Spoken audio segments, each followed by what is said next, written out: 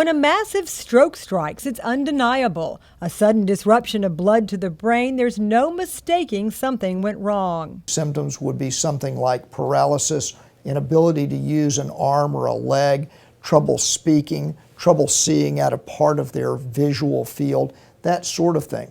But there is another form of stroke that comes with no warning. Called a silent stroke, it can leave lasting damage. With no easy to recognize symptoms, people don't know they've had one.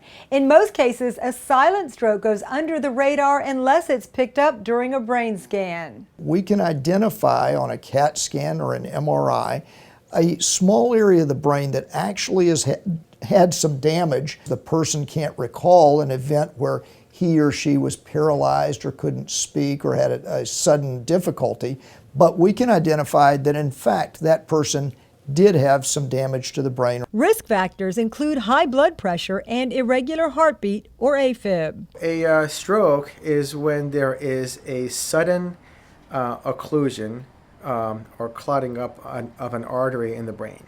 And when that suddenly happens, the part of the brain that receives blood supply from that artery then gets damaged, just like it happens in the heart. Blood vessels in the brain can have atherosclerosis, which starts out from a cholesterol plaque. Cholesterol plaque will then lend itself to making blood clots, and that blood clot then can suddenly form. Silent strokes are more common than you think. It's estimated 10% of middle-aged people have had one. A significant percentage of people with atrial fibrillation, if studied very carefully, have had a very small silent stroke, which can quietly leave behind lasting memory problems and issues with thinking, and also lead to a more severe stroke, making it important to talk with your doctor about your silent stroke risk. For Lee Memorial Health System, I'm Amy Osher.